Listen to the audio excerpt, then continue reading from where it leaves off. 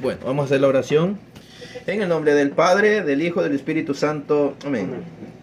Oh Dios eterno, Padre de bondad, que por ilustración y consuelo nuestro, nos dejaste escrita tu sagrada palabra. Preserva de todo error nuestro entendimiento en su lectura.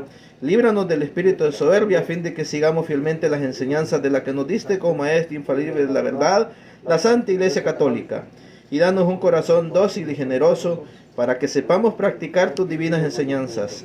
Te lo suplicamos por los méritos del que es nuestro camino, nuestra verdad y nuestra vida, Jesucristo, tu único Hijo y Señor nuestro, en quien están escondidos todos los tesoros de la sabiduría y de la gracia, el que contigo y el Espíritu Santo vive y reina, Dios, por todos los siglos de los siglos. Amén. Ponemos en tus manos, oh Cristo Jesús bendito, aquellos hermanos que nos van a estar viendo a través del TikTok, aquellos hermanos que nos verán a través del YouTube.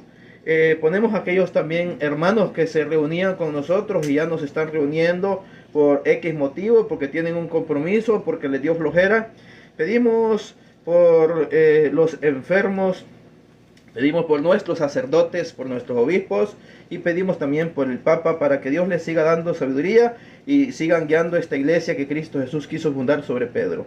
Movidos por tu divina enseñanza, Cristo Jesús bendito, nos atrevemos a decir: Padre nuestro que estás en el cielo, santificado sea tu nombre, venga a nosotros tu reino, hágase tu voluntad en la tierra como en el cielo. Danos hoy nuestro pan de cada día.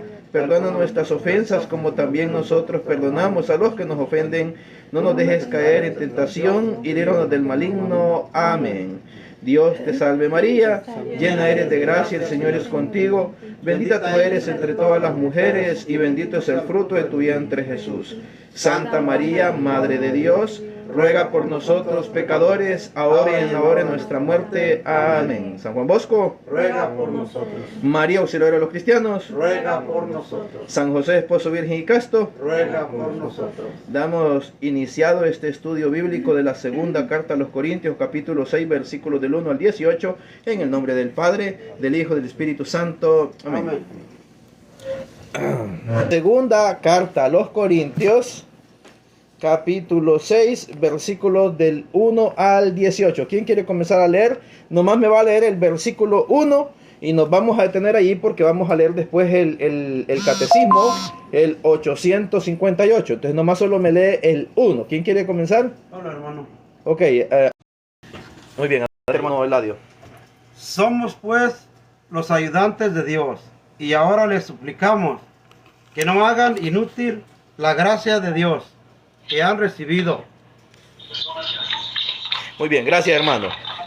Estamos leyendo lo que es segunda carta a los Corintios, capítulo 6, versículo 1. Acabamos de leer que dice: y así nosotros, como cooperadores del Señor, os exhortamos a no recibir en vano la gracia de Dios. Entonces, San Pablo está diciendo que él es cooperador del Señor. Entonces vemos como los apóstoles, que hoy en día son los obispos, son cooperadores de Cristo. Y el sacerdote y el diácono se vuelven cooperadores del obispo. Y nosotros, los laicos, somos cooperadores de nuestro sacerdote. Entonces, y los obispos pues son cooperadores del Papa, y el Papa es cooperador de Cristo. Vamos a leer el 858 del Catecismo de la Iglesia Católica. Perdón, hermano. Muy bien, permítame un momento, vamos a girar la cámara. Ok, adelante, hermano José. Jesús es el enviado del Padre desde el comienzo de su ministerio. Llamó a los que Él quiso y vinieron donde Él. Instituyó 12 para que estuvieran con Él y para enviarlos a predicar. San Mateo 3, 13, 14. Desde entonces serán sus enviados. Es lo que significa la palabra griega apóstol. En ellos continúa su propia misión: como el Padre me envió, también yo os envío. San Juan 20, 21. Por tanto, su ministerio es la continuación de la misión de Cristo. Quien a vosotros recibe, a mí me recibe, dice a los 12. San Mateo 10, 40. Muy bien, gracias hermano. Dice la Escritura: En el momento fijado te escuché. El día de la salvación te ayudé. Este es el momento favorable. Este es el día de la salvación. Bien, gracias, hermano. Muy bien, eso que dice el apóstol San Pablo lo encontramos en Isaías 49:8. Que alguien me busque Isaías 49:8, por favor. Isaías 49:8. Amén, hermano. Ok, adelante, hermano Eladio. Yahvé te asegura el momento oportuno. Te atendí el día de la salvación. Te socorrí. Quise que fueras alianza del pueblo, que reconstruyerás el país y entregarás a sus dueños a las propiedades destruidas. ¿10, 11, hermano? Sí, 1 Corintios 10:11. Hermano Lario, ¿me quiere leer? Sí. Todo lo que le sucedió tenía valor de ejemplo y fue escrito para instruir a los que vendrán en los últimos tiempos, es decir, a nosotros. Muy bien, gracias, hermano. En los últimos tiempos, es decir, a nosotros. Muy bien, gracias, hermano. Entonces vemos todo lo que sucede en el Antiguo Testamento era como ejemplo para instruir a nosotros, los cristianos católicos, hermano. Entonces vemos todo lo que sucede en el Antiguo Testamento era como ejemplo para instruir a nosotros, los cristianos católicos. Muy bien, ahora vamos al catecismo de la Iglesia Católica, 1091. Sí, 1091. 1091 del Catecismo de la Iglesia Católica. ¿Verdad?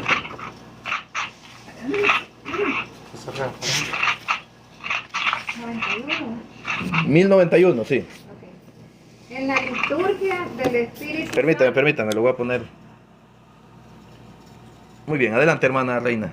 En la liturgia, en el Espíritu Santo es el pedagogo de la fe del pueblo de Dios, el artífice de las obras maestras de Dios, que son los sacramentos de la nueva alianza, el deseo y la obra del Espíritu Santo en el corazón de la Iglesia es que vivamos de la vida de Cristo resucitado. Cuando encuentran en nosotros la respuesta de la fe, que Él ha resucitado, entonces se realiza una verdadera cooperación. Por ella, la liturgia viene a ser la obra común del Espíritu Santo y de la Iglesia. Muy bien, gracias, hermana. Vamos a leer el 1041 también. 1041. Adelante, hermano José.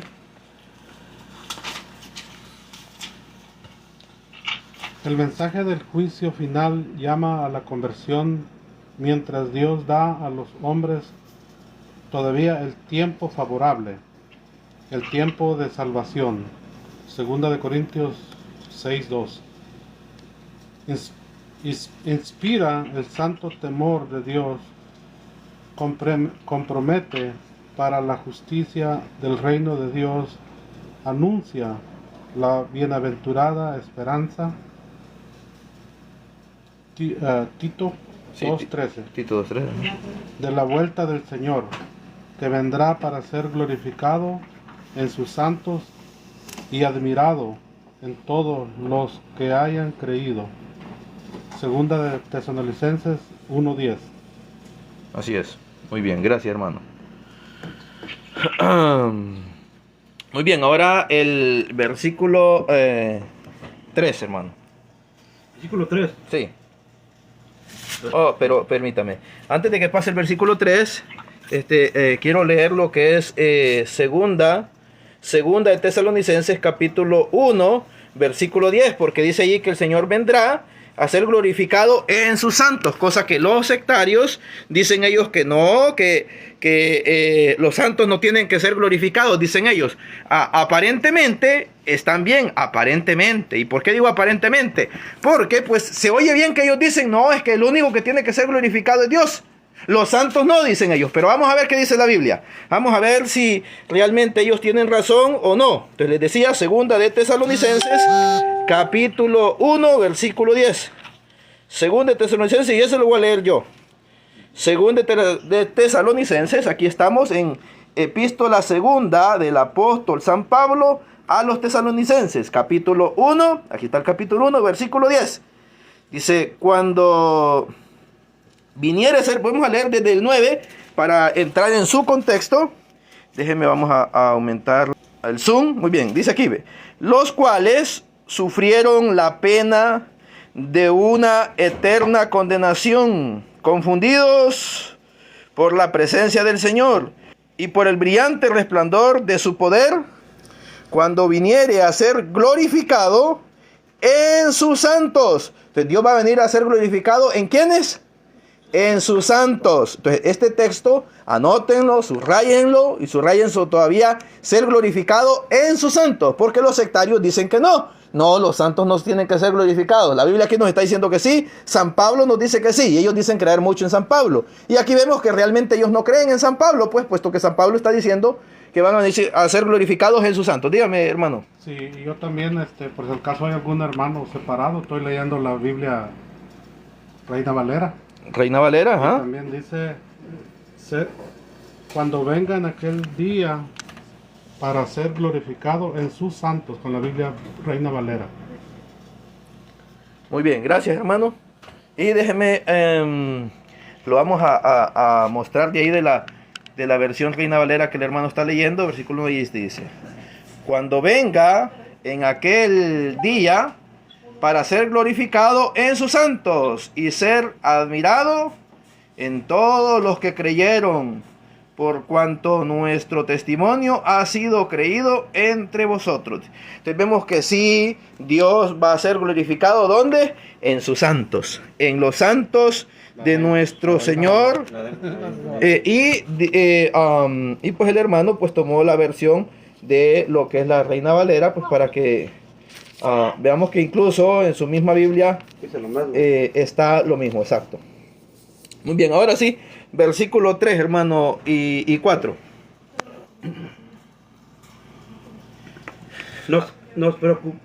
Nos preocupamos en toda circunstancia de no dar a otro ningún pretexto para criticar a nuestra misión. Al contrario, de mil maneras demostramos ser auténticos ministros de Dios. Detengo un momentito ahí. En el capítulo 4 de la segunda de los Corintios y el capítulo 5 que di hace 2 sábados, allí expliqué yo todo referente al ministerio y qué es un ministro de Cristo. Un ministro de Cristo es un sacerdote, de manera que no es un sectario, no es un pastor. Un ministro de Cristo es puramente un sacerdote. Y en el capítulo 4 de la segunda carta a los Corintios y capítulo 5 di muchos textos donde se hablan sobre el ministro que es un sacerdote. De manera pues que si alguien quiere ver esos videos, vaya a esos videos anteriores y se va a dar cuenta lo bien explicado que está allí. Y por lo tanto ya no nos vamos a detener en este término ministerio o ministro, porque eso significa sacerdote. Entonces cuando él está diciendo, en el versículo 3 dice, nosotros empero no demos a nadie motivo alguno de escándalo para que no sea vituperiado nuestro ministerio, es decir, nuestro sacerdocio. Luego, antes bien, portémonos, el versículo 4 dice, antes bien, portémonos en todas las cosas como deben portarse los ministros de Dios. Continúe, hermano. ¿Desde empiezo otra vez? Sí, vuelva a leer el versículo 4. Al contrario, de mil maneras demostramos ser auténticos ministros de Dios, que lo soportan todo, todas las persecuciones, las privaciones y angustias. Muy bien, vamos a leer el Catecismo de la Iglesia Católica, el 859. 859. ¿No lo podrá leer la señora María o Lupita? ¿Lo quiere leer usted, hermana Lupita? Aquí está. Aquí, hermano. 259. Adelante, hermana Lupita. Jesús los asocia a su misión recibida del Padre, como el Hijo no puede hacer nada por su cuenta. San Juan 5, 19, 30. Sino que todo lo envía, no puede hacer nada sin él. El que de quien recibe el encargo de la misión y poder para cumplirla. Los apóstoles de Cristo saben, por tanto, que está calificados por Dios como ministros de una nueva alianza. Segunda de Corintios 3:6. Ministros de Dios. Segunda de Corintios 6:4. Embajadores de Cristo. Segunda de Corintios 5:20. Servidores de Cristo y administradores de los misterios de Dios. Primera de Corintios 4:1. Muy bien, gracias, hermana. Ahora vamos a leer Primera de Corintios capítulo 4, versículo del 11 al 15. Primera de Corintios capítulo 4, versículos del 11 al 15. Entonces estamos viendo cómo esos textos nos dice que aquellos que son ministros de Cristo, que son obviamente los sacerdotes, son embajadores de Cristo. Dice, son ministros de Cristo, ministros de Dios. Entonces, y si son servidores de Cristo y administradores de los misterios de Dios. Entonces, un embajador sabemos que va en representación de un presidente. En este caso, pues si los sacerdotes o los obispos son embajadores de Cristo, entonces están representando a Cristo. Por tanto, y así nos dice San Ignacio de Antioquía, San Ignacio de Antioquía en el siglo I, comenzando el siglo II, por ahí por el año 104, 107, dice, ahí donde está el obispo, ahí donde está el sacerdote, ahí está la iglesia católica, ahí está la iglesia de Cristo, ahí está la iglesia de Cristo. ¿Dónde? Donde está el obispo, donde está el sacerdote, ahí está la iglesia católica, dice, iglesia de Jesucristo. De manera pues que la iglesia que Cristo Jesús funda es católica, así no le guste al pastor hereje y sectario. La iglesia que Cristo Jesús funda es católica, es decir, universal, que de hecho en la Biblia aparece la palabra católica y también aparece la palabra catos, que los sectarios nos dicen, ay mira, ahí vienen los catos. Entonces cuando nos están diciendo así, ellos creen que nos están ofendiendo, pero no, están diciendo el término correcto. Entonces en griego es katos o katolou o katos, ¿verdad? Que equivale a lo que es católico. Muy bien, Primera de Corintios capítulo 4, versículos del 11 al 15, del 11 al 15.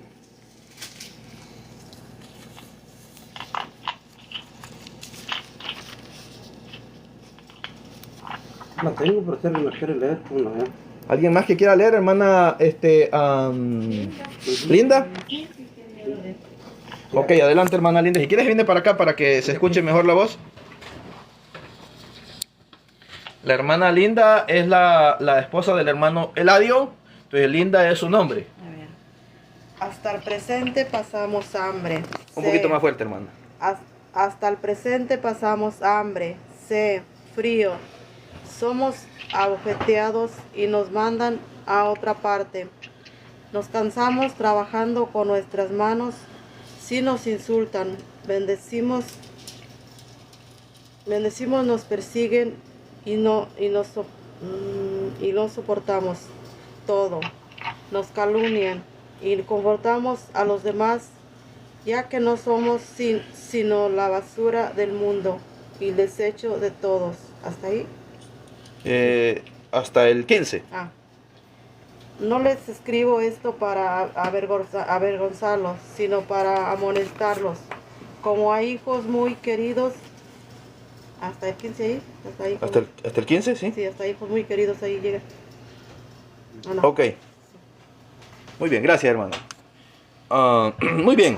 Entonces estamos viendo cómo San Pablo está diciendo, voy a medio repetir lo que dice, hasta la hora presente andamos sufriendo el hambre, la sed, la desnudez, los malos tratos, y no tenemos dónde fijar nuestro domicilio.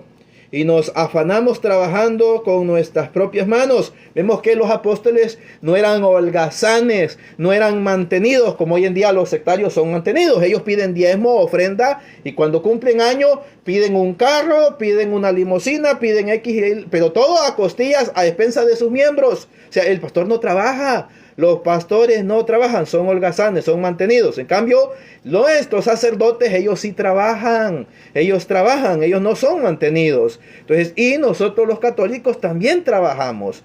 Bueno, continuando dice, no, y nos afanamos trabajando con nuestras propias manos. Nos maldicen y los bendecimos. Vemos que la Iglesia Católica es maldecida por todos. Por sectarios, por prostitutas, por ateos, por políticos, por satánicos, etcétera, etcétera, por masones. Entonces la iglesia es muy atacada, pero más sin embargo nosotros no los maldecimos a ellos, nosotros oramos por ellos, los bendecimos para que se conviertan. Padecemos persecución y los sufrimientos con paciencia. Versículo 13, nos ultrajan y retornamos súplicas. Somos, en fin, tratados hasta el presente como la basura y los heces del mundo como la escoria de todos. De hecho, hay sectarios que así dicen. Hay sectarios como por ejemplo Gary Lee, el otro, el Hugo Albornoz y muchos otros pastores sectarios ultrajan de una manera fea, horrenda a la Iglesia Católica. Pero feísima, ustedes lo pueden ver ahí en el Facebook, en el YouTube, en el TikTok, y así ultrajan de una manera fea a la Iglesia Católica. Nosotros no los andamos insultando de la misma manera ellos dicen, no, sí nos insultan, nos dicen sectarios. El término sectario no es un insulto.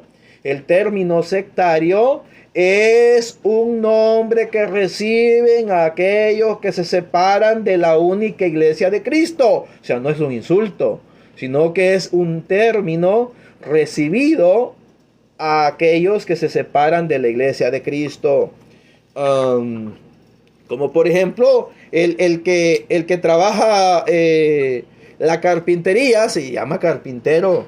El que hace mesas, sillas, trabaja con la madera es carpintero. Así igual el que trabaja con herejía es un hereje. El que se va a una secta es un sectario. O sea, vemos, pues no hay ninguna ofensa ahí, simple y sencillamente se está diciendo lo que son. Lo que son, ¿verdad? En cambio ellos cuando nos dicen a la Iglesia Católica nos ofenden llamándonos idólatras, entonces ellos están mintiendo porque no lo somos. ¿Qué es un idólatra? Un idólatra es aquel que adora a un Dios falso, una imagen de un Dios pagano. Ese es un idólatra. En cambio, una imagen de la Virgen María no es un Dios. Una imagen de San Pedro no es un Dios. Una imagen de cualquier otro santo, de San Francisco de Asís, de San Juan Bosco, del Padre Pío Pietrelcina, no son dioses, son imágenes de personas santas que ya fallecieron y están con Cristo en el cielo. Por lo tanto, es incorrecto que digan que los católicos somos idólatras, porque una imagen no es un ídolo. Un ídolo es toda aquella cosa que sin ser Dios se crea que es un Dios. Entonces ese es un ídolo. Muy bien, y voy a leer el versículo 17, de aquí siempre de la misma carta a los Corintios. Versículo 17 dice, con este fin he enviado a vosotros a Timoteo, el cual es hijo mío carísimo y fiel en el Señor, para que os informe de mi proceder o manera de vivir en Jesucristo conforme a lo que yo enseño por todas partes, en todas las iglesias. Este término, en todas las iglesias, se pone katos pantón, eclesía. Entonces este katos, allí viene la palabra, de ahí viene la palabra, el término katolou, que viene el término católico, es decir, universal.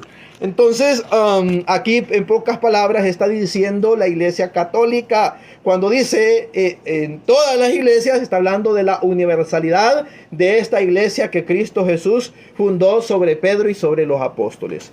Muy bien, regresamos nuevamente a la segunda carta a los Corintios, capítulo 6, versículo 4. Y continuamos en el versículo 5.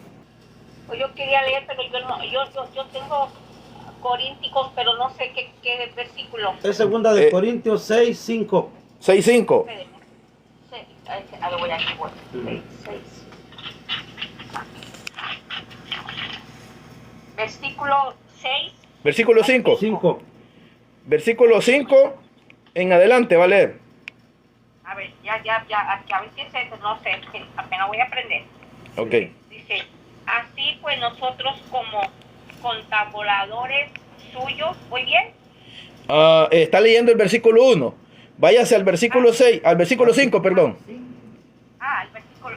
Sí, ahí está bien en el capítulo, está leyendo el capítulo 6, estaba leyendo el versículo 1, váyase al versículo 5. 5. Es el número grande, ¿verdad? El número grande es el capítulo 6. Entonces, los números chiquitos va a ser en el 5. Ok, ya lo hallé. A ver qué es ese. Más el que nos hizo para estos mismo en Dios, quien nos ha dado las arras del Espíritu. Está leyendo, parece la... ¿Está bien ahí, hermano? Sí, va el No, 1, pa. va el ¿Ah? 1. El No, 5, el ¿estoy mal? número chiquito, el 5, dígale. El versículo 5, hermana. Sí, no. Váyase en el número chiquito del 5. Dígale que dice los azotes de la tentación. Donde dice los azotes de la tentación.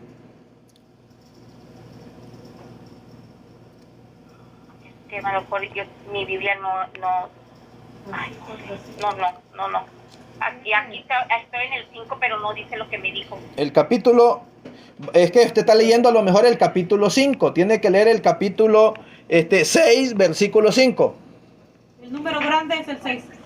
El número grandote es el capítulo 6. No, porque Y el 5. Ok, ándale, ahí está. sí, A ver, ándale, el vamos a ver grande. ese. Ahí Sí, porque está. así es como Sí. uno, como entiende. Perdón, ay, Está bien. miro. El azote Allí. en cárceles son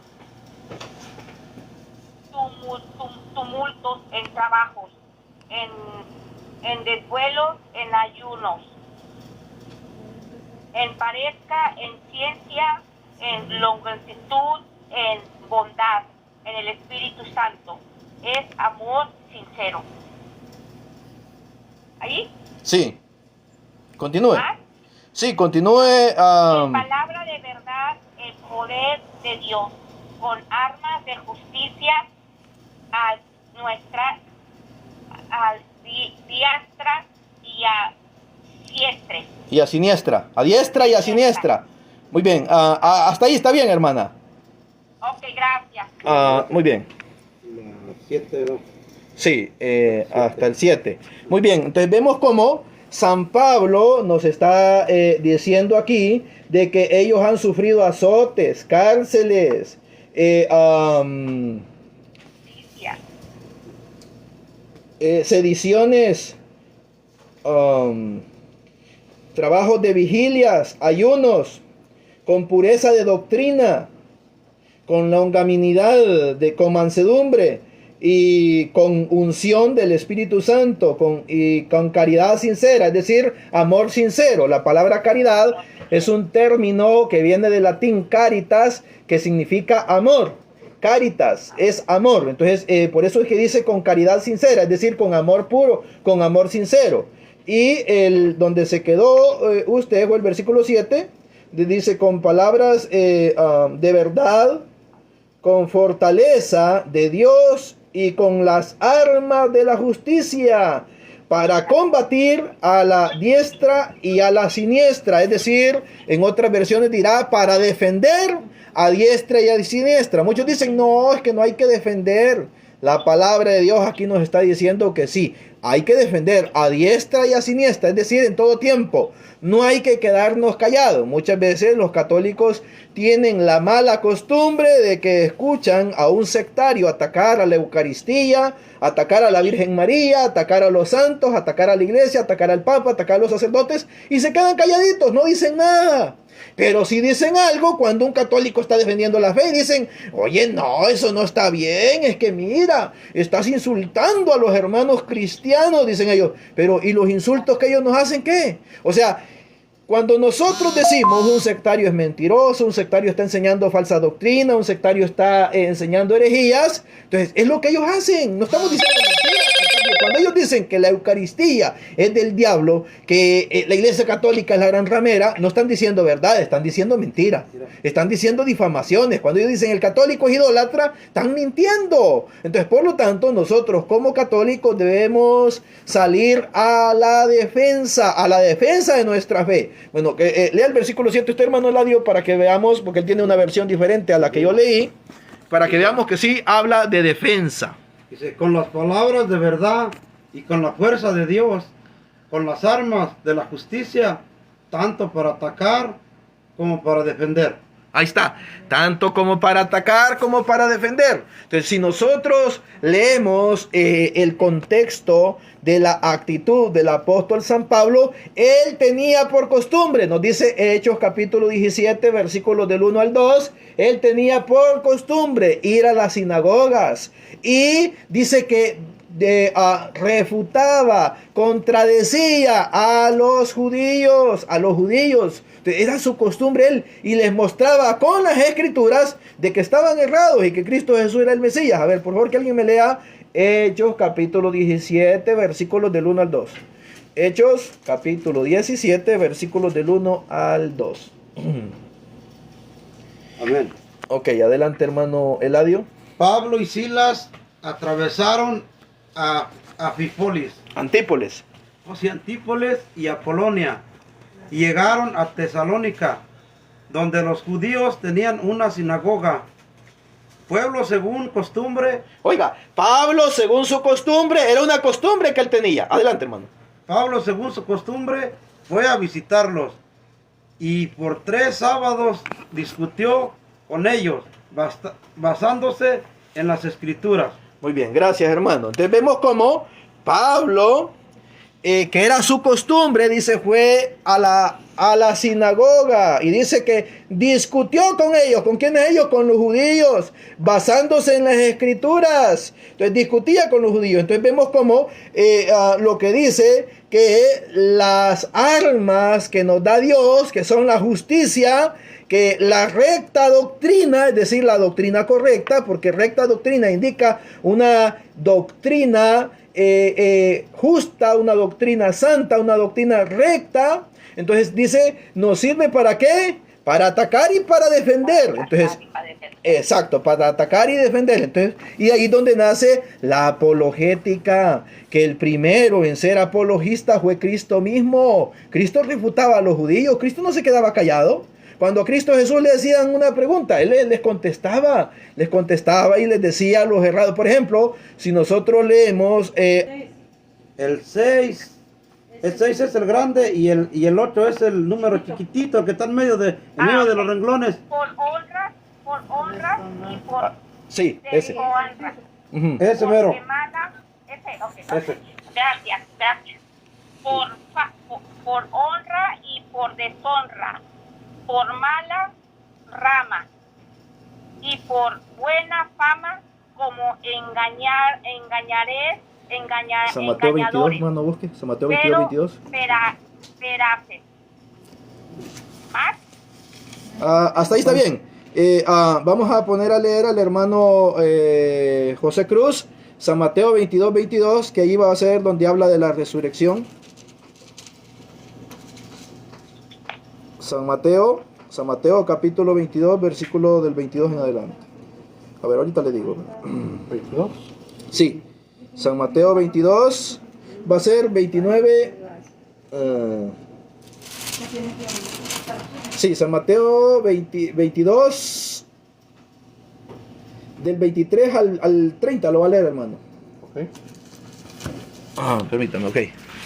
En aquel día vinieron a él los saduceos, que dicen que no hay resurrección, y le preguntaron, diciendo, Maestro, Moisés dijo, si alguno muriere sin hijos, su hermano se casará con su mujer y levantará descendencia a su hermano. Hubo pues entre nosotros 7 hermanos. El primero se casó y murió, y no teniendo descendencia dejó su mujer a su hermano. De la misma manera también el segundo y el tercero hasta el 7º. Y después todos murieron. y después de todos murió también la mujer.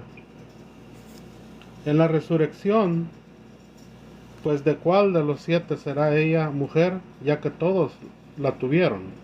Muy bien, aquí va a venir la respuesta de Jesús. Y pongan atención a los versículos del 29 al 30. Pongan mucha atención y subrayen esos 2 versículos específicamente. El 29 y el 30, donde Jesucristo refuta a los judíos. Adelante, hermano. Entonces, respondiendo Jesús les dijo: ¿Erais ignorando las Escrituras y el poder de Dios? Erráis. O sea, la palabra erráis significa están muy equivocados o están equivocados. O sea, errar es equivocarse. Entonces dice erráis. Erráis ignorando las Escrituras y el poder de Dios. Erráis ignorando las Escrituras, o sea, están equivocados, ignorando la Escritura e ignorando el poder de Dios. Entonces vemos pues que aquellos que no creen que los santos están vivos, están errados en las Escrituras y en el poder de Dios, puesto que los santos murió su cuerpo, es decir, la materia, pero no su alma, no su espíritu está con Dios. Adelante, hermano. Porque en la resurrección ni se casarán ni se darán en casamiento, sino serán como los ángeles de Dios en el cielo. Muy bien, deténgase ahí, hermano. Entonces vemos como en la resurrección ni se casarán ni darán en matrimonio, serán como los ángeles de Dios en el cielo. Pues es por eso que los sacerdotes, que son las primicias, ¿qué significan las primicias? Los primeros frutos. Los primeros frutos. Entonces los sacerdotes son los primeros en dar un ejemplo de castidad, de virginidad, así como los ángeles en el cielo no se casan ni hacen matrimonio. Así igual los verdaderos siervos de Dios, que son los sacerdotes, no se casan ni hacen, o sea, ellos realizan matrimonios, pero ellos no se casan, ellos no se matrimonian, dicen algunos. Entonces, ¿por qué? Porque son las primicias del reino de los cielos. Y luego, déjenme, lo voy a leer yo aquí de mi versión. ¿Por qué? Porque son las primicias del reino de los cielos. Y luego, déjenme, lo voy a leer yo aquí de mi versión. Dice, a lo que Jesús le respondió: muy errados andáis por no entender las Escrituras, ni el poder de Dios, porque de la resurrección de los muertos, porque después de la resurrección de los hombres, ni los hombres tomarán mujeres, ni las mujeres tomarán maridos, sino que serán como los ángeles de Dios que están en el cielo. Y luego aquí viene el 31, mire cómo dice: mas tocante a la resurrección de los muertos, ¿no habéis leído las palabras de Dios? Que Dios tiene dichas: yo soy el Dios de Abraham, el Dios de Isaac, el Dios de Jacob. Ahora pues, Dios no es Dios de muertos, sino de vivos. Lo que habiendo oído el pueblo estaba asombrado de su doctrina. Entonces aquí vemos, Dios no es un Dios de muertos, sino un Dios de vivos. Entonces esto Dios se lo dijo a Moisés en Éxodo 3:6. Éxodo 3:6, a ver, búsqueme Éxodo 3:6, hermano. Éxodo 3:6, y en la época que Dios le dijo eso a Moisés, resulta de que Jacob ya tenía un promedio de 500 años de haber muerto. Isaac tenía un promedio de unos 600 años de haber muerto, y Abraham tenía un promedio de 700 años de haber muerto. Y él le dice: yo soy el Dios de Abraham, el Dios de Isaac y el Dios de Jacob. Adelante, hermano. Luego le dijo: yo soy el Dios de tus padres, el Dios de Abraham, el Dios de Isaac y el Dios de Jacob. Al instante Moisés se tapó la cara porque tuvo miedo de que su mirada se fijara. Anda un poco malo de la garganta.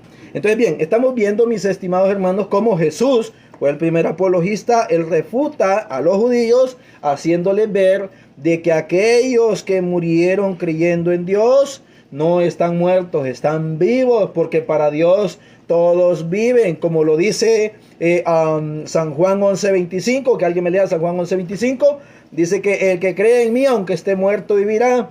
Entonces los santos creyeron en Dios, por lo tanto ellos no están muertos, ellos están vivos. ¿Quién es el que está muerto? Aquel que no cree en Dios. Ese está muerto en vida ya. Le dijo Jesús: yo soy la resurrección y la vida. El que cree en mí, aunque muera, vivirá. Muy bien. Fíjense cómo dice: yo soy la resurrección y la vida. El que cree en mí, aunque muera, vivirá. Es por eso, mis estimados hermanos, que nosotros, los católicos, cuando morimos, no decimos está muerto o el muerto, no, decimos está difunto. Y por eso es que el 2 de noviembre la Iglesia Católica celebra los fieles difuntos, no celebra a los muertos, como muchos dicen, oh, es el día de los muertos. No, no es el día de los muertos, es el día de los fieles difuntos. Difuntos, esa es la palabra correcta. Los muertos son aquellos que no creen en Cristo. Ahora, otra prueba más de que los que mueren creyendo en Dios, como lo fue Abraham. Entonces, sabemos pues, según lo que dice la Biblia en el Deuteronomio capítulo 34, que Moisés murió. Vamos a leer ese, Deuteronomio 34. A leer de la Reina Valera. 34, 5. 34, Sí, Deuteronomio 34, 5. Aunque le quitaron sabiduría. Muy bien, adelante, hermano. Y murió ahí Moisés, siervo de Dios, en la tierra de Moab, conforme al dicho de Yahvé. Hoy está. Entonces vemos, aquí está, mire, aquí dice la Biblia, y murió, Deuteronomio 34:5, y murió allí Moisés, siervo del Señor, en tierra de Moab, habiéndolo dispuesto así el Señor. O sea, Moisés murió. La Biblia nos está diciendo aquí que Moisés murió, aunque hay sectarios que van a decir, no, que Moisés no murió. No, la Biblia dice que Moisés sí murió. De hecho, fue anunciado 2 veces, y aquí está en la Biblia protestante también, en la Biblia Reina Valera, dice, y murió allí Moisés, siervo de, ahí está la palabra Jehová, que Jehová, mis hermanos, no es el nombre de Dios. Entonces, como es una Biblia protestante, pone Jehová. Jehová es el nombre de un demonio. Un demonio. Jehová viene del babilonio Jehú, que significa judío, y Ba significa Baal. Entonces, cuando se dice Jehová, se está diciendo el Baal de los judíos. Porque los judíos, aparte de adorar a Yahvé, ellos se desviaban y adoraban a Baal-Zebú o a Belzebú. Y eso lo encontramos nosotros en... Va a ser Segunda de los Reyes, capítulo 1, versículos del 1 al 3. Segunda de Reyes.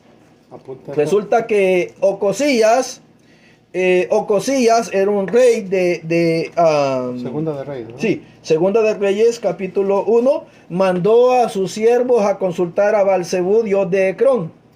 Entonces, y Dios envió a Elías, el tisbita, a que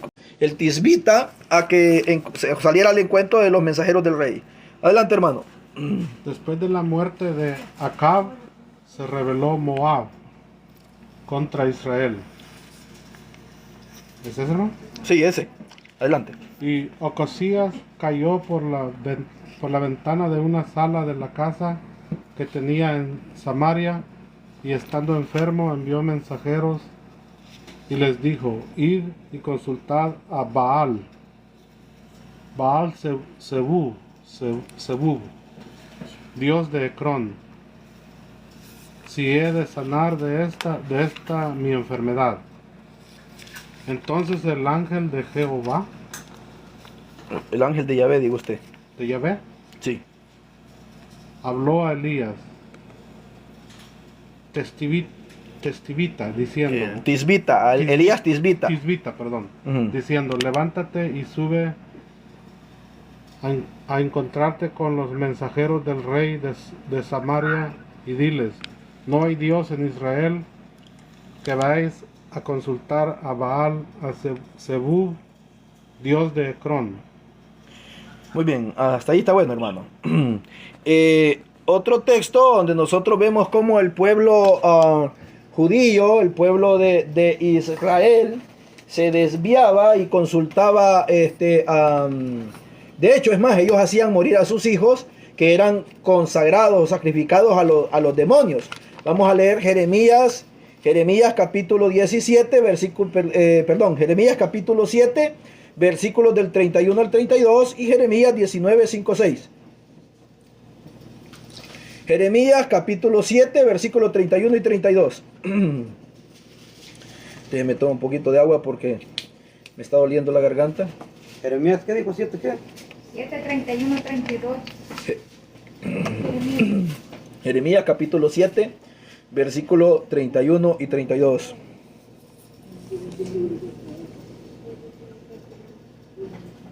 Ya lo tengo, hermano. Ellos sacrificaron hijos al demonio Moloch. Y no solamente el demonio Moloch, sino que también ellos cayeron en mucha idolatría. Entonces, cuando los profetas hablan de idolatría, están hablando contra el pueblo judío, contra el pueblo israelita y no contra los católicos, porque en esa época todavía la iglesia católica no existía. Muy bien, adelante, hermano.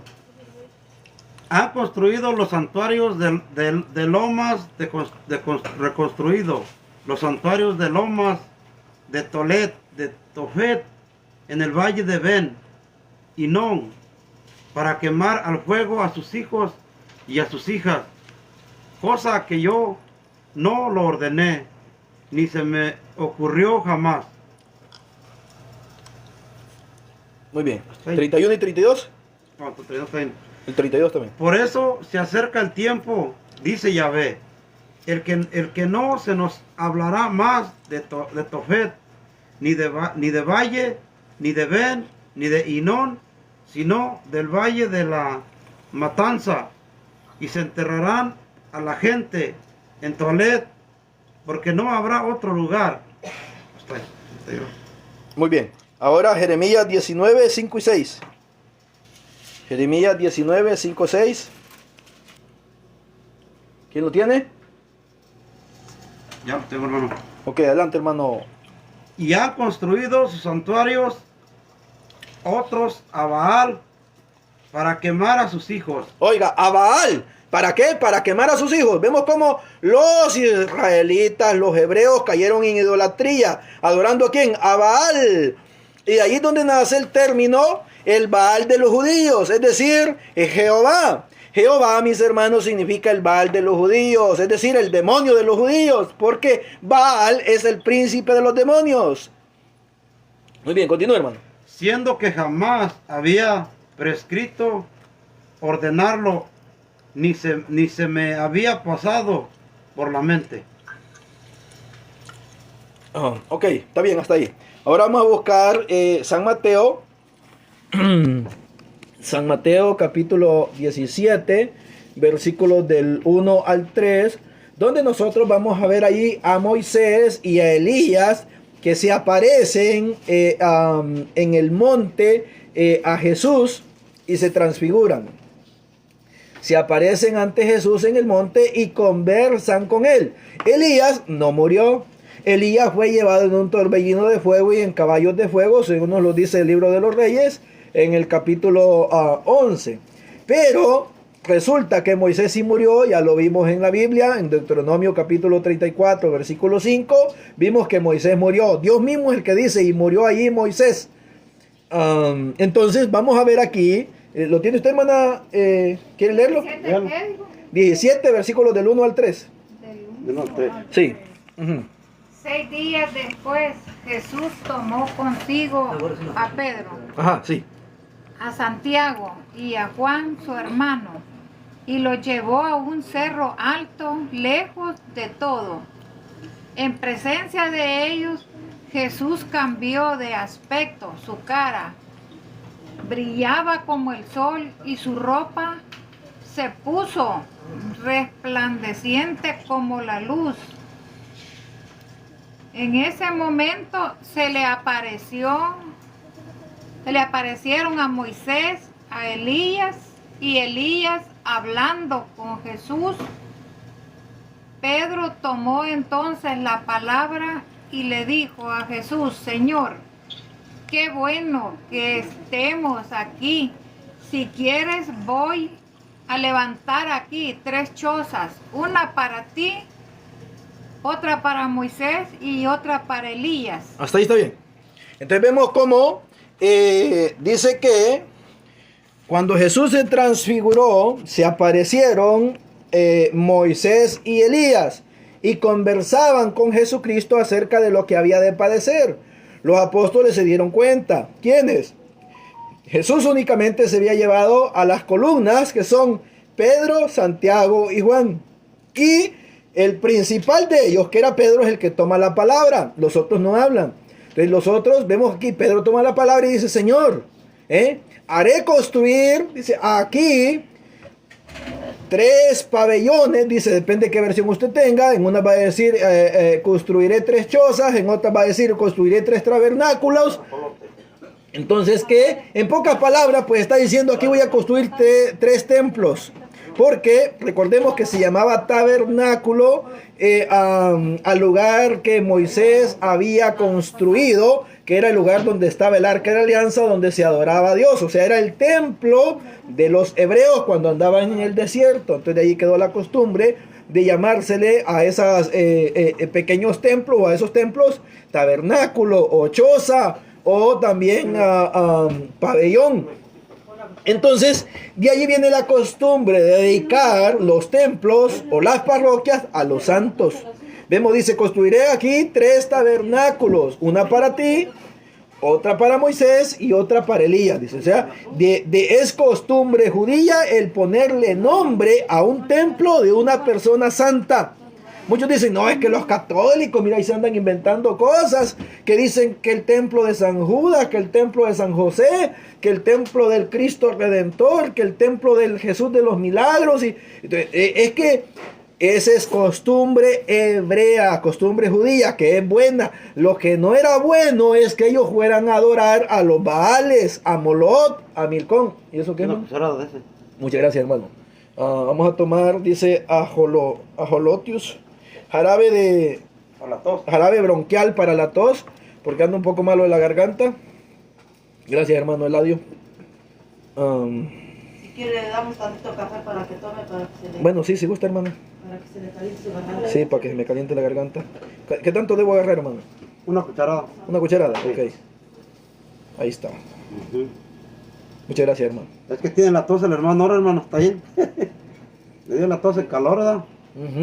Es que Si alguien tiene preguntas de ustedes, hermanos, que están conectados, andaba pueden bien, preguntar hermano. de alguna cosa que leamos o de una duda que tengan, el hermano se los contesta. También. ¿Dónde dejo la cuchara, hermano? Si alguien tiene de los que están conectados. Andaba bueno, mi hermano, pero ahora me salí así fuera de la casa y la grama está como muy alta y suelta mucho polen. Y en el momento que me salí, hermano, como no había pasado ni un minuto y empecé a estornudar y tiré 4 estornudos y que me molesté de la garganta. Sí. No conoce liviano. Se lo voy a poner, mire. Todo se lo quería. Por eso ando un poco malo de la memoria hoy. De la garganta, mira. Oh, De la memoria de la garganta, de ver cómo se me había olvidado el texto de San Mateo. Ahí te lo vamos a dar, yo te lo llevo. ¿Te lo lleva Muchas ese? gracias. Se lo lleva ese. Ok, muchas gracias, hermano. Oiga, sí, sentí que me mejoró el café y el jarabe. Sí, dice que mire, ya no estoy hablando como ronco. Muchas gracias, hermano. Muy bueno el jarabe ese que me dio el hermano. A ver, el nombre para que los hermanos aquí. Se llama acolote. Acolote. A ver. Se llama acolote, hermano, pero Le vamos a hacer publicidad. sí, porque la verdad lo traje porque de Guanajuato. lo trajo el hermano de es muy Guanajuato. bueno allá. Dice ajolote. Ajolote dice jarabe bronquial. Producto natural. Bueno. Ahí, sí, la verdad que es muy bueno. Ya sentí que me mejoró más la garganta. Sí, se me oyó ya la voz mejorcito. Gracias, muy agradecido. Muy bien, ahora sí. Estamos viendo, pues, mis hermanos, que los judíos cayeron en idolatría. Adoraron a Molot, a Baal, y no solamente lo adoraron, sino que asesinaron a sus propios hijos. Los sacrificaron, los pasaron al fuego. O sea, los quemaron vivos en honor a esos demonios. Entonces, por eso es de que los idólatras fueron los judíos. Y más adelante nos va a decir, al casi ir finalizando este capítulo 6, nos va a decir salir de ella. Similar a lo que dice Apocalipsis, que los sectarios, atarantados, dicen que se está refiriendo a la Iglesia Católica. Ya vamos a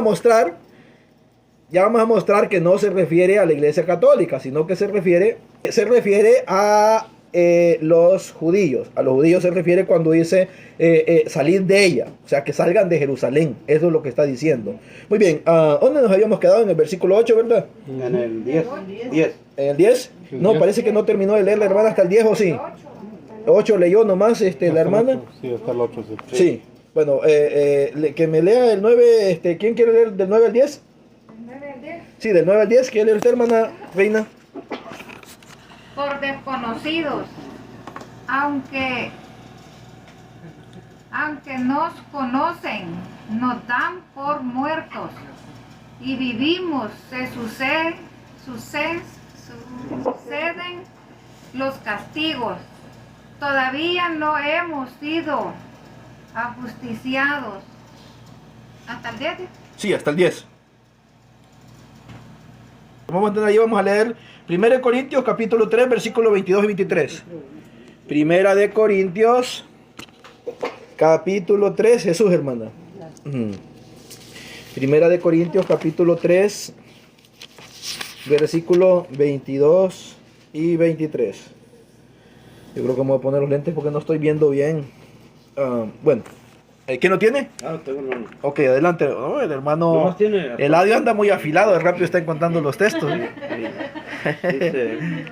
Dice Pablo, Apolo, Cefas, el mundo, la vida, la muerte, lo presente y lo futuro de todos ustedes. Y ustedes son de Cristo y Cristo es de Dios. Muy bien, gracias, hermano. Entonces vemos pues que somos de Cristo y Cristo es de Dios Padre, ¿verdad? Fíjese, ese es un texto para refutar a los unicitarios que dicen ellos que Jesús es el mismo Espíritu y es el mismo Padre. Aquí la Biblia nos está diciendo pues que Cristo es de Dios Padre. O sea, vemos que aquí no habla de una unicidad en el sentido como lo enseñan los sectarios. Aquí está hablando de una dualidad, que de hecho es una trinidad, ¿verdad? Y eso lo podemos ver en el bautismo. En el bautismo de Jesucristo, en el capítulo 3 del Evangelio de San Mateo, versículos del 5 al 6, nosotros vemos que Cristo se va a bautizar. Cristo es el Hijo que se va a bautizar. En el cielo se oye una voz, que es la voz del Padre, y dice, este es mi Hijo amado. Y luego dice que se abren los cielos después de que Cristo es bautizado y baja el Espíritu Santo en forma corporal de paloma. Entonces vemos, ahí hay una trinidad. Ahí hay una trinidad, aunque el sectario diga que no, ahí hay una trinidad. Muy bien, vamos a continuar. Versículo 11. ¿Quién quiere continuar del 11 en adelante? Léelo. Hermana Lupita. Sí. ¿O quiere poner a leer al hermano? Sí, que léelo. ¿Quiere leer usted un texto, hermano? ¿No? Bueno, entonces que lea a la hermana Lupita, pues. Adelante, hermana. Corintios, les hablo con franqueza, les abro mi corazón, estoy abierto con ustedes, pero ustedes se encierran en sí mismos. Páguenos con la misma moneda, les hablo como a hijos, sean más abiertos. Hasta ahí está, no leo más. Continúe. ¿Hasta qué número se quedó? ¿Qué versículo? 13. 13, ok. ¿Les sigo? Sí. No se emparejen con los que rechazan la fe. Espere, detenga un momentito ahí. Vemos cómo, déjenme lo voy a poner aquí. Volvedme pues amor por amor. Os hablo como a hijos míos. Ensanchad también para mí vuestro corazón. O sea, San Pablo les está diciendo pues a los corintios que no sean desagradecidos, que si Él les ha dado amor, ellos también tienen que corresponderle con amor. Por eso es que dice, devolved amor por amor.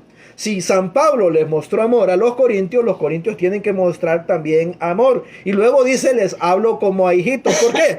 Porque si ustedes investigan a los apóstoles, se les llamó padre. Desde el principio de la iglesia a los apóstoles se les llamó padre, o sea, papá. A los apóstoles se les llamaba papá. Entonces muchos dicen y sacan un texto fuera de contexto. Cuando Jesús le dijo a los judíos, le dijo a los discípulos, refiriéndose a los judíos, que no llamaran padre a los judíos, porque si ustedes investigan lo que es la tradición rabínica, la tradición judía, resulta que en la tradición judía se enseña de que si un judío enseña una sola letra de la ley, le deben de llamar padre. Si ese judío les enseña un verso de la ley, le deben de llamar padre. Y si ese les enseña un capítulo de la ley, le deben llamar padre. Entonces, prácticamente a los judíos se les llamaba padres. Entonces, como Cristo les quita el reino, ¿a quién? A los judíos, y hace un cambio de sacerdocio, según lo dice la carta a los hebreos. Cristo vino no a anular el sacerdocio, como dicen malamente los sectarios. Cristo vino a hacer un cambio de sacerdocio. El sacerdocio de Leví, el sacerdocio arónico, lo cambió por el sacerdocio a semejanza de Melquisedec, que hacía el sacerdocio rabínico levítico o arónico. Hacía un sacrificio de un cordero. Jesucristo, que es sacerdote eterno a semejanza de Melquisedec, ya no viene a hacer un sacrificio de un cordero, él mismo se viene a sacrificar.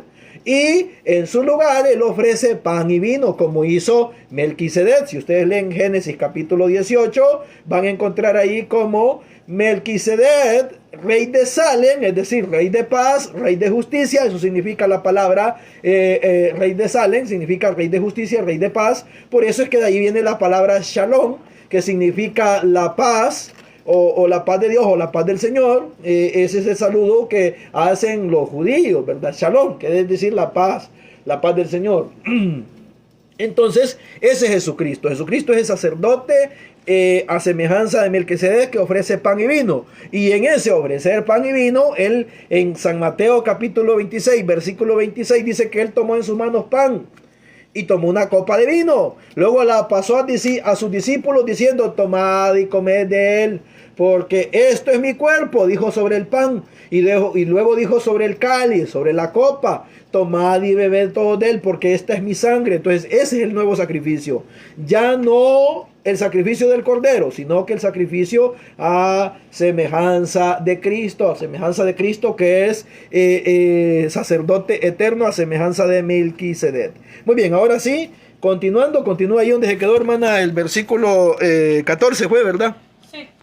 Muy bien, adelante, hermana Lupita. No se emparejen con los que rechazan la fe. Podrían unirse a... Deténgame un momentito ahí. Fíjense cómo dice: no se emparejen con los que rechazan la fe. Si ustedes leen los escritos de San Jerónimo nos dice que aquí se está refiriendo a que un cristiano católico no debe casarse con un pagano, con una pagana. Es decir, un hombre católico no tiene que buscarse una mujer pagana. Una mujer católica no debe buscarse un hombre pagano, debe buscarse un católico. Un católico, ¿para qué? Para que así, cuando se enseñe a sus hijos, se enseñe la fe, porque si no va a haber conflicto. El hombre que es pagano, que es ateo, o que es masón, va a querer masonizar a sus hijos. Entonces, así igual la mujer, si un hombre católico se casa con una mujer pagana, pues obviamente esa mujer pagana va a querer paganizar a sus hijos. Si se casa con una sectaria, ya vemos cómo las sectarias son muy buenas para llevarse a aquel católico despistado, se lo lleva para la secta. Vemos como muchos dicen: cuando yo era católico, yo era aquí, yo era allá, y resulta: ¿y por qué dejaste de ser católico? Es que mi mujer me llevó al culto, y pues ya yendo al culto me fui acerenciando ahí, porque resulta que los hermanos me llevaban de la mano y me sentaban, y pues me gustó cómo me trataban, y entonces pues me quedé allí, dicen, y así su sectario. Con una vez, hermano, que vaya una persona, ajá, que la invite una persona a la otra, y que vaya, con una vez ya le va gustando. Exacto. Y eso ya es infidelidad. Porque recordemos cómo cuando Dios leanse el libro del profeta Oseas, parece que es el libro del profeta Oseas, resulta que Dios le ordena a Oseas que se case con una prostituta. ¿Por qué? Le dijo, para que veas cómo yo me siento cuando mi pueblo me abandona y se va tras Baal-Zebú, o se va tras Molot, o se va tras los ídolos. Entonces, y Dios, ese cambio de culto, ese cambio de adoración le llamaba prostitución. Por eso es que Dios le dice al profeta Oseas que se case con una prostituta, porque le dice, eso es lo que está haciendo mi pueblo. Mi pueblo se está prostituyendo a irse a otros cultos que no son el culto verdadero. Sabemos muy bien que el verdadero culto que se ofrece a Dios es el culto católico. Los sectarios no tienen un verdadero culto de adoración.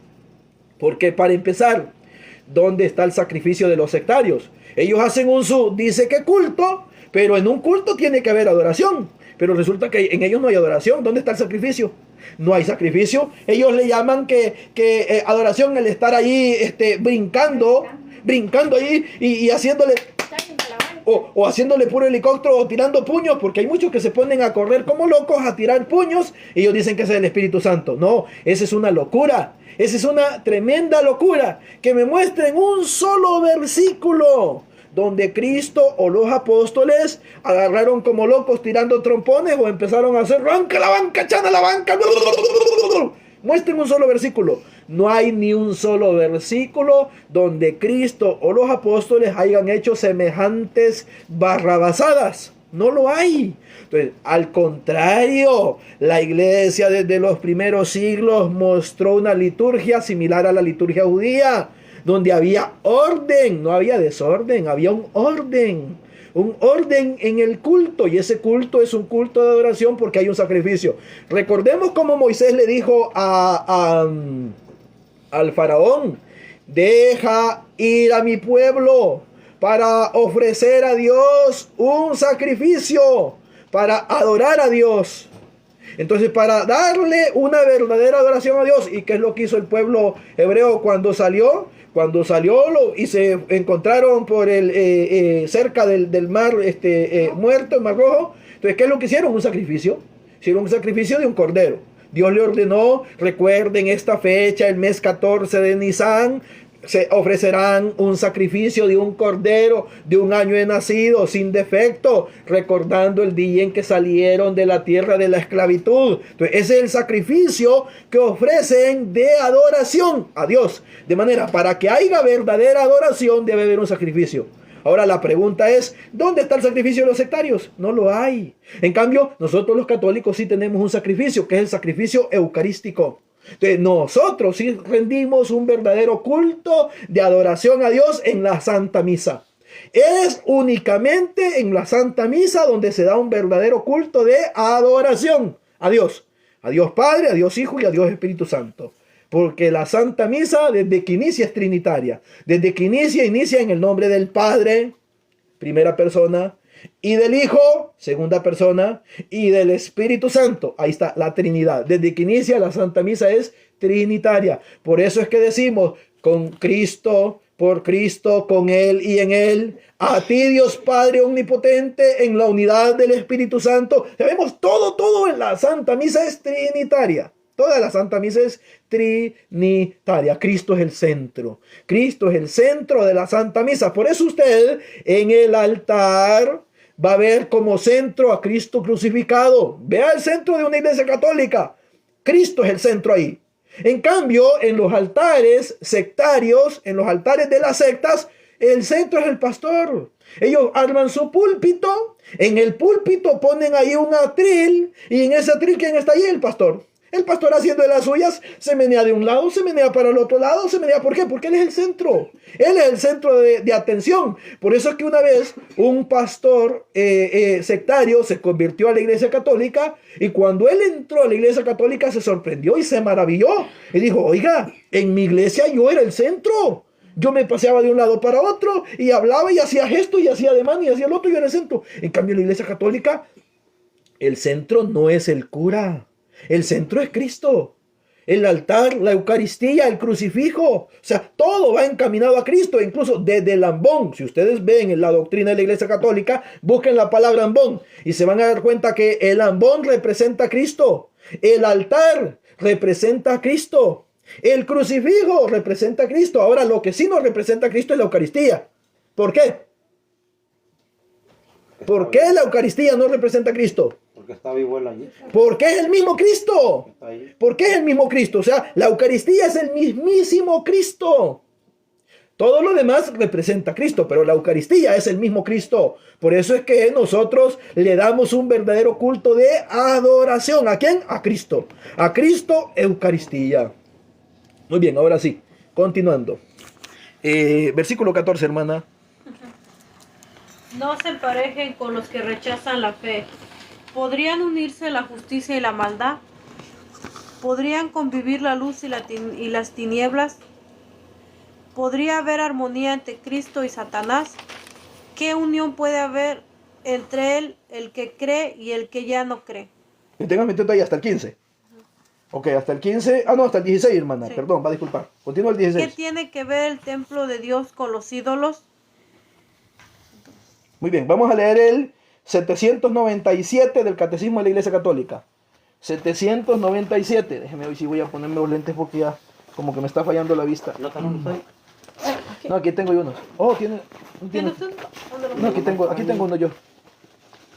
A ver, porque los hice. Aquí. Ya los encontré, hermano, no se preocupe. No se preocupe, ahí quédese. Muy bien. 797, ¿quién lo tiene? Sí, hermano. 797, ¿quién dijo que lo tenía? Te digo, Ok, adelante, hermano. dice, de una parte con otra, dice. A ver, déjeme lo voy a leer yo esa parte. Dice, Dice, de una parte con otra, dice. a ver, déjeme lo voy a leer yo esa parte. Dice, aquí dice, Quod est Spiritu Noster, que quiere decir lo que nuestro espíritu, Quod est Spiritu Noster, es anima nuestra, nuestra alma, ad membra nostra, Spiritus Sanctus, ad semblans, ad corpus Christi, quod es Eclesia. Muy bien, ahora sí continúo usted con lo demás, que esa va a ser la traducción. Sí. Lo que nuestro espíritu, es decir, nuestra alma, es para nuestros miembros. Eso mismo es el Espíritu Santo para los miembros de Cristo, para el cuerpo de Cristo, que es la iglesia. A este Espíritu de Cristo, como al principio invisible, de atribuirse también al que todas las partes del cuerpo estén infinitamente unidas. Íntimamente. Sí, Estén íntimamente unidos. íntimamente unidas, tanto entre sí como en su excelsa cabeza, pues que es todo en la cabeza, todo el cuerpo, todo en cada uno de los miembros. El Espíritu Santo hace de la iglesia el templo vivo de Dios vivo. Segunda de Corintios 6:16. Continúe. En efecto. En efecto, es la misma iglesia a la que ha confiado el don de Dios. En ella donde se ha desposeído Depositado. o si depositado la comunión con Cristo, es decir, el Espíritu Santo, arras de la incorruptibilidad, confirmación de nuestra fe y escala de nuestra ascensión hacia Dios, porque allí donde está la iglesia, allí está también el Espíritu de Dios, y ahí donde está el Espíritu de Dios está la iglesia y toda la gracia. Muy bien, gracias, hermano. Del Catecismo. 1179.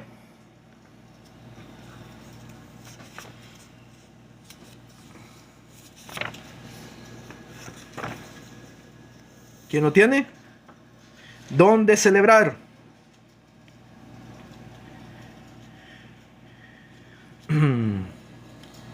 Mil ciento setenta.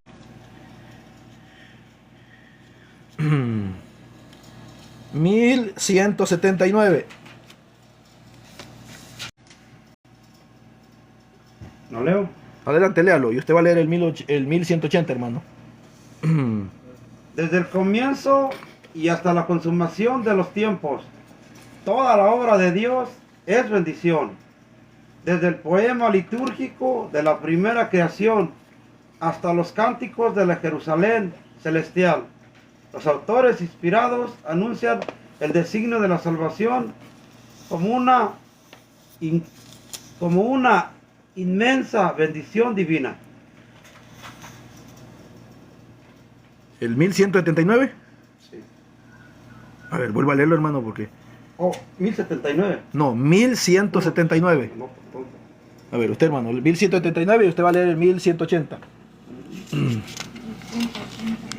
1179 o 1179. En el culto, en espíritu y en verdad, San Juan 4:24, de la nueva alianza, no está ligado a un lugar exclusivo. Toda la tierra es santa y ha sido confiada A los hijos de los hombres. Un poco más fuerte, hermano. a los hijos de los hombres. Cuando los fieles se reúnen en un mismo lugar, lo fundamental es que ellos son las piedras vivas, reunidas para la edificación de un edificio espiritual.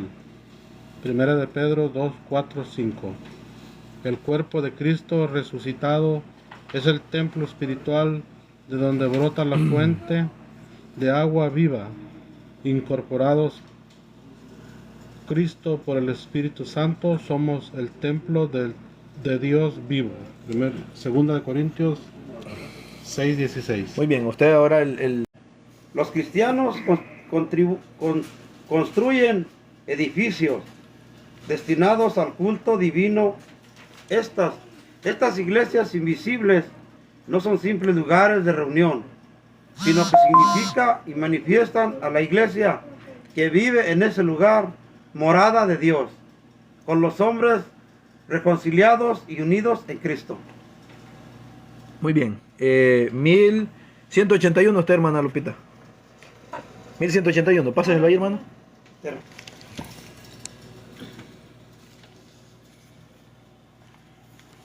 En la casa de oración donde se celebra y reserva la Sagrada Eucaristía, se reúnen los fieles y se veneran para ayudar y consuelo de los fieles la presencia del Hijo de Dios, nuestro Salvador, ofrecido por nosotros en el altar del sacrificio. Esta casa de oración debe ser hermosa y apropiada para la oración y para las celebraciones sagradas. En esta casa de Dios, la verdad y la armonía de los signos que la constituyen debe manifestar a Cristo, que está presente y actúa en ese lugar. Muy bien, gracias, hermana. Entonces vemos la importancia, mis estimados hermanos, de lo que la Santa Madre Iglesia nos enseña. Entonces, esa casa de Dios, que es el templo, que es la parroquia, es un lugar sagrado que está destinado para el culto, para la oración, para los sacramentos, y el principal sacramento de todos es la Eucaristía, de manera que en el templo no se deben cantar canciones mundanas.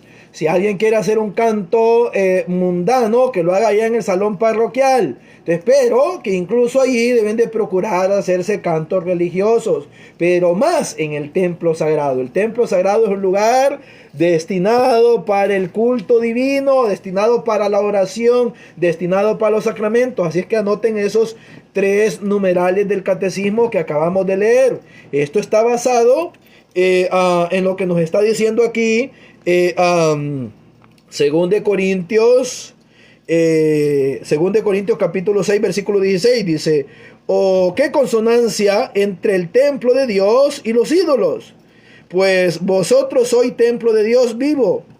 Según aquello que dice Dios, habitaré dentro de ellos y en medio de ellos andaré. y yo seré su Dios y ellos serán mi pueblo. Entonces, y estas son profecías que ya le encontramos en Levítico 26, 11, 12. A ver que alguien me busque Levítico 26, 11, 12. Levítico 26, 11, 12.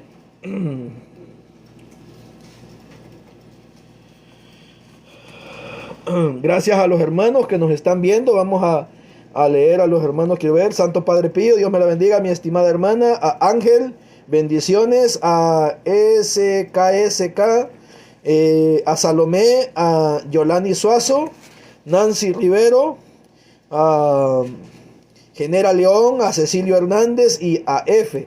Dios me los bendiga. Muy bien, adelante hermano. Levítico 26, 11, 12. Y pondré mi morada en medio de vosotros. Oye, esa es una profecía. Dios ya desde el Antiguo Testamento ya está profetizando que va a poner su morada en medio de nosotros. Adelante, hermano. Y mi alma no os abominará. Y andaré entre vosotros, y yo seré vuestro Dios, y vosotros seréis mi pueblo. Oigan, Dios mismo dice que va a andar entre ellos. Es una profecía, que él iba a andar. Ahora, Ezequiel 37, 26, del 26 al 28. Ezequiel capítulo 37, versículos del 26 al 28, hermano Eladio.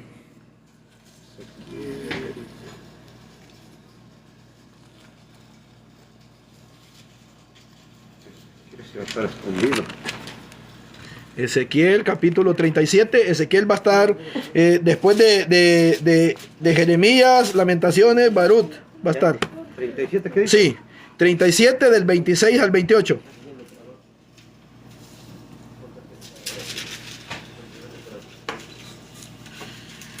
Firmaré con ellos una alianza de paz, una alianza conmigo para siempre, conmigo para siempre.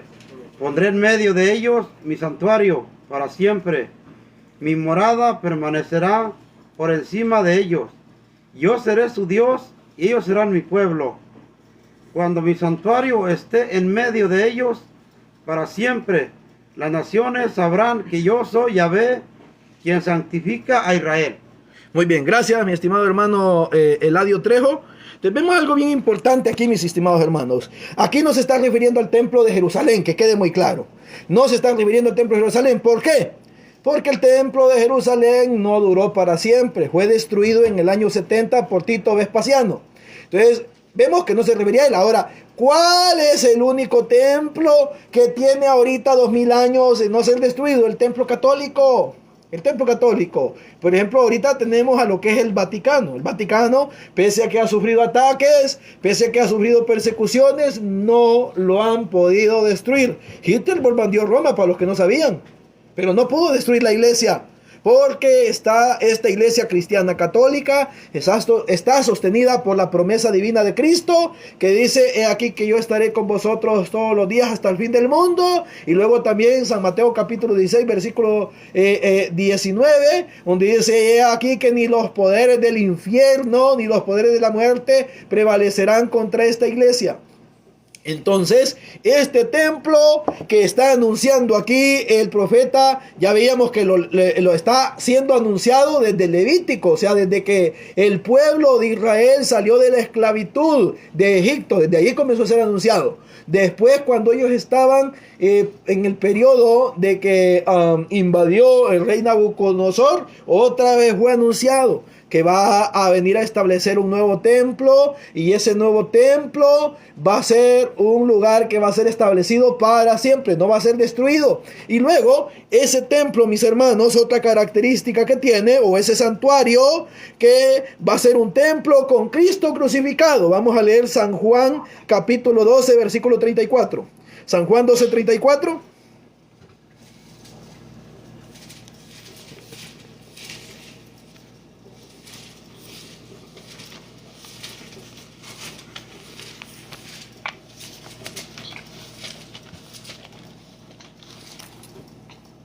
El que lo tenga me dice gloria a Dios. Gloria a Dios, hermano. Ok, adelante, hermano. La gente le replicó: escuchamos la ley y sabemos de él, del Mesías. Permanece para siempre, como dices tú, que el Hijo del Hombre ya va a ser levantado. ¿Quién es el Hijo del Hombre? Muy bien, gracias. Déjeme lo voy a leer de mi versión para que, mire cómo dice. Replicóle la gente: nosotros sabemos por la ley que el Cristo debe vivir eternamente. Pues ¿cómo dices que debe ser levantado en lo alto o crucificado el Hijo del Hombre? ¿Quién es este Hijo del Hombre? O sea, vemos pues que este Hijo del Hombre que ha de vivir para siempre, que es el Cristo debe vivir eternamente, va a ser ¿qué? Levantado en lo alto o crucificado. Entonces vamos a leer otro texto que es el mismo San Juan capítulo 3 versículo 14, San Juan 3, 14. Entonces vemos que ese templo que se va a levantar va a tener el crucifijo. Mire cómo dice: al modo que Moisés en el desierto levantó en lo alto la serpiente de bronce, así también es menester. Esta palabra menester es una palabra antigua que significa es necesario que el Hijo del Hombre sea levantado en lo alto, es decir, sea crucificado. Entonces, por eso es que en los templos católicos hay siempre un crucifijo, no la cruz sola, sino un crucifijo. O sea, es decir, Cristo clavado en la cruz. Entonces, esa es característica del templo eterno. Que es más, Cristo mismo es ese templo. Jesús dijo: destruyan este templo, yo lo levantaré en 3 días. Y dice ahí la escritura que él se refería a su propio templo. Entonces, pero que el templo que nosotros tenemos, el templo material, está hecho a semejanza de Cristo crucificado. Por eso es que todos los templos católicos, sobre todo las catedrales, tienen forma de cruz.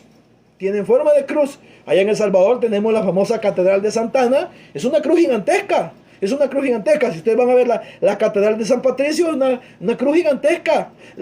Aquí la iglesia más grande de aquí de Estados Unidos, que es de la Inmaculada Concepción, es una cruz gigantesca también. Entonces, los templos católicos están construidos a semejanza ¿de quién? De Cristo, porque Cristo es el verdadero templo. Muy bien, ahora vamos a continuar.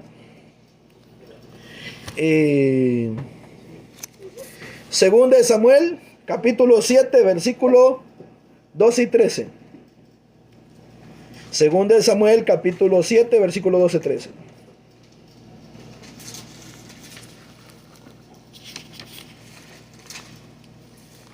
Segunda de Samuel, capítulo 7, versículo 12 y 13. ¿Quién lo tiene?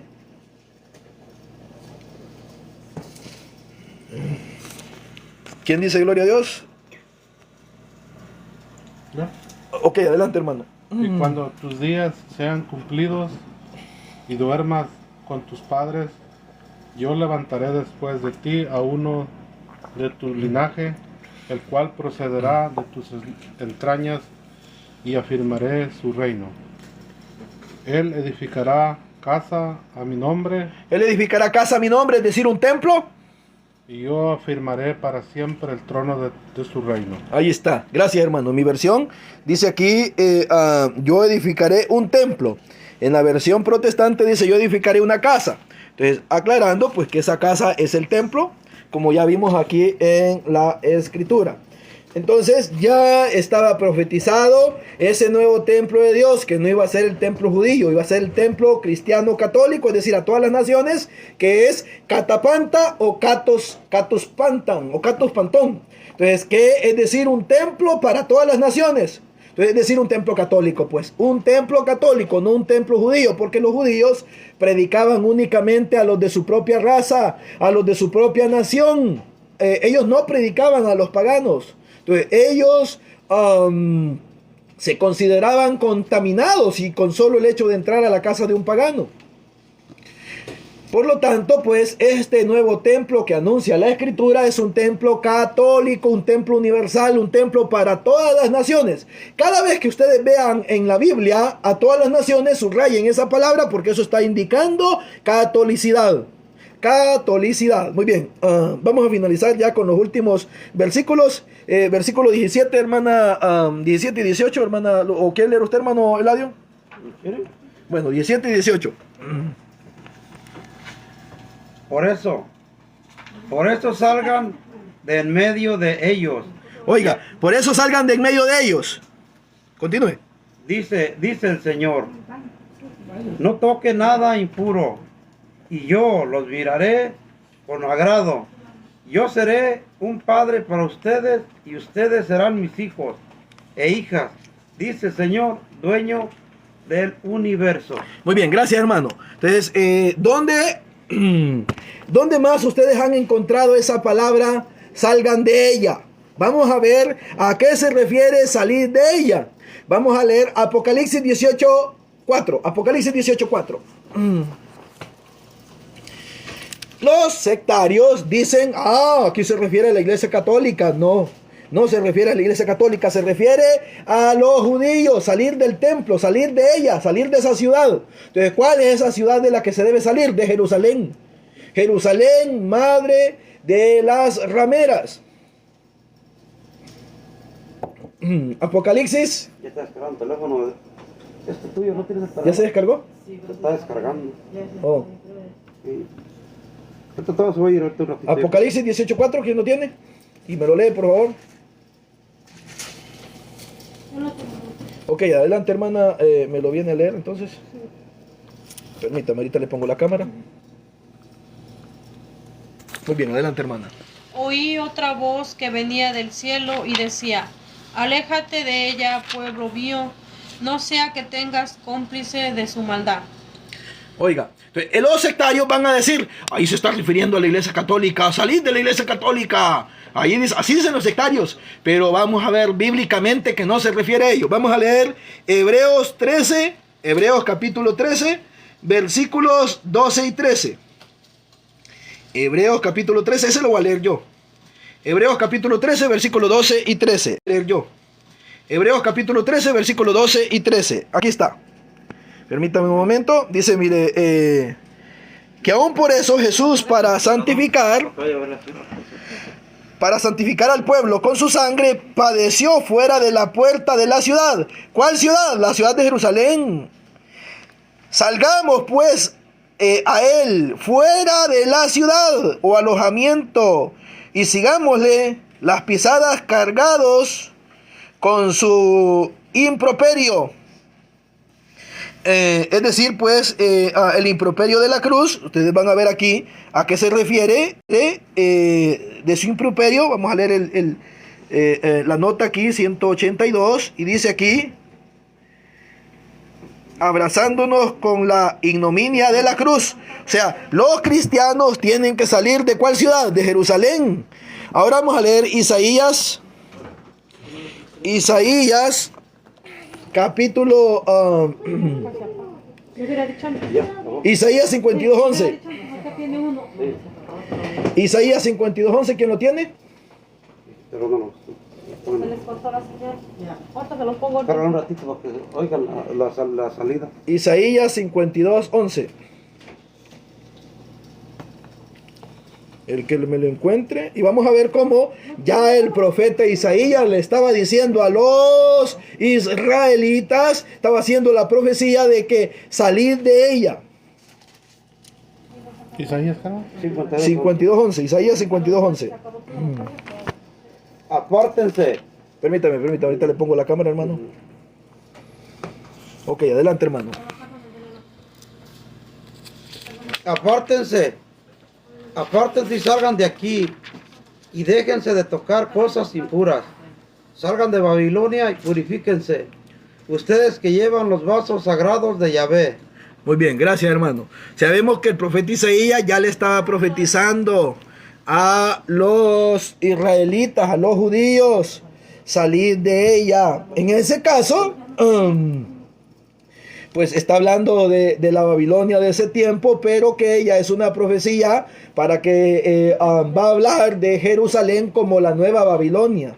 Jerusalén es la nueva Babilonia, la nueva prostituta, se prostituye entre las naciones de la tierra. Recordemos cómo los judíos dijeron: no tenemos más rey que el César, dijeron ellos, porque ellos querían la muerte de Cristo. Entonces ellos se prostituyeron, haciéndose mejor del lado del rey pagano y no del rey verdadero, que era Cristo.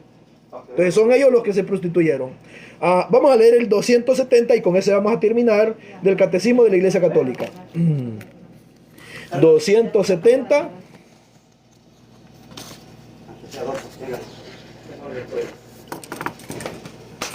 Uy, se me cayó mis lentes.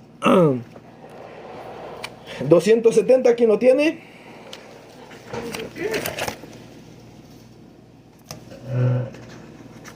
Gloria a Dios. Ok, hermana. Adelante, hermana. Permítame un momento, pongo la cámara. Adelante. Dios es el Padre, su paternidad y su poder se esclarece mutuamente.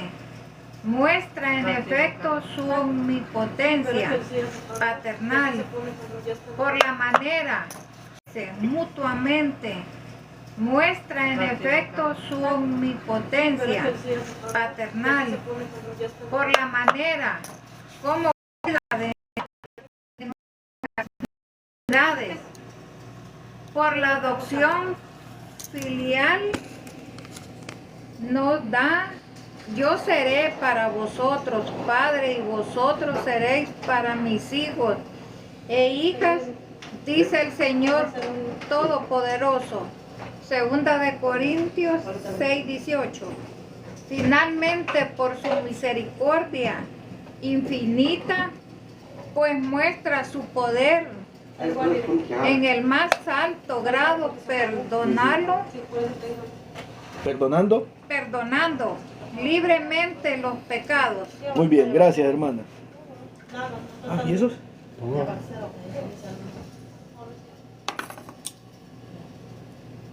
¿Sí se mira bien clarito? ¿Cuál le mira mejor? Estos tienen más. Tiene más aumento eso, bro. Estos.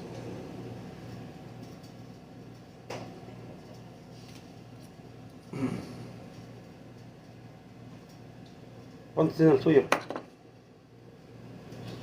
No tiene más aumento ese. Sí. Sí, Si bien tiene casi el máximo ya. en serio. Sí. O igual. Igual que esos. Tiene igual. Sí. Bueno, muy bien, gracias, hermana. Sí. Bueno, muy bien, gracias, hermana. Muy bien. Entonces hemos visto, mis estimados hermanos, que a través de la escritura, que cuando en la Biblia dice salir de ella, no se está refiriendo que salgamos de la Iglesia Católica como malamente enseñan los sectarios. Cuando en la Biblia dice a los cristianos salir de ella, le está diciendo que salgan de la ciudad de Jerusalén. ¿Por qué Jerusalén? La gran ramera es Jerusalén llamada la prostituta. El que no me lo crea, les voy a dejar de tarea que se lean Jeremías capítulo 3, todo el capítulo, Jeremías capítulo 3, específicamente de los versículos del 1 hasta el 10 o hasta el 12. Y ahí van a encontrar ustedes cómo Dios le llama prostituta, ramera a Israel y a Judá, no a la Iglesia Católica. Es a Israel y a Judá. ¿Dónde está Judá? En Jerusalén.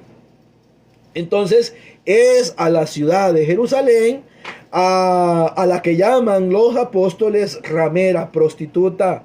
Y los apóstoles invitan a los cristianos a salir de ella, a salir de esa ciudad. Por eso es que la sede del cristianismo no está en Jerusalén, está en Roma. Está en Roma porque allá en Roma Dios dijo por medio de San Pablo: a ustedes los de Roma, Dios los ha llamado y los ha escogido a ser santos. Y es allí en Roma donde dice que la fe de los romanos era alabada en el mundo entero. Era alabada en el mundo entero y sobre todo con el gran discípulo de los apóstoles que fue San Clemente Romano. La iglesia tuvo un gran apogeo, un gran crecimiento. Finalizamos ahí, mis estimados hermanos, y lo espero para todos los que están aquí en este live. Los espero el martes de 7:30 a 9:30. Vamos a hacer otro en vivo. 7:30 hora de Texas, hora de México. El martes nos vemos, y si Dios quiere, el próximo sábado, si sale casa, y si no sale, pues no vamos a hacer estudio. O a lo mejor, tal vez si lo hago por TikTok, si no llega a salir casa. Muy bien, vamos a hacer la oración final. Hay que ver si están las hermanas para que den la oración final. ¿Cómo? A ver si lo que se apagó el teléfono. Ok, A ver. está bueno. Siempre.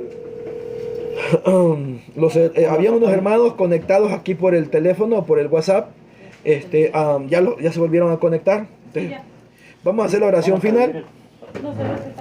Pero por la la de por arriba. O póngalo aquí cerca para que escuche. Muy bien, vamos a hacer la oración final, mis estimados hermanos. En el nombre del Padre, del Hijo, del Espíritu Santo. Amén. Dios Padre Todopoderoso, te damos las gracias, Señor, por la hermana que está conectada vía WhatsApp, por los hermanos que están aquí por el TikTok, por aquellos hermanos que nos van a ver en el YouTube, por los dueños de esta casa, el hermano Eladio, su esposa Erlinda, su hija Guadalupe, sus nietos Cruz y Martín, su otra nieta Arelí, y el yerno que ya se fue a dormir, y el hijo también que se fue a acostar porque andan cansados del trabajo. Entonces te damos gracias, oh Dios eterno, porque nos has permitido estar aquí en este bar, en esta casa. Gracias por los hermanos que han estado conectados aquí a través del TikTok. Dios me los bendiga. Movidos por tu divina enseñanza, Cristo Jesús bendito, nos atrevemos a decir: Padre nuestro que estás en el cielo, santificado sea tu nombre. Venga a nosotros tu reino, hágase tu voluntad en la tierra como en el cielo. Danos hoy nuestro pan de cada día. Perdona nuestras ofensas como también nosotros perdonamos a los que nos ofenden. No nos dejes caer en tentación, líbranos del maligno. Amén. Dios te salve María, llena eres de gracia, el Señor es contigo. Bendita tú eres entre todas las mujeres y bendito es el fruto de tu vientre Jesús. Santa María, Madre de Dios, ruega por nosotros pecadores, ahora y en la hora de nuestra muerte. Amén. San Juan Bosco, Ruega por nosotros. María, auxiliadora de los cristianos, Ruega por nosotros. San José, esposo virgen y casto. Ruega por nosotros. Damos por finalizado este estudio en el nombre del Padre, del Hijo, del Espíritu Santo. Amén. Amén. Que el Señor les bendiga, mis estimados hermanos, paz y bien. Y gracias a la hermana Susi que ha estado moderando este live. Dios me los bendiga. Salud.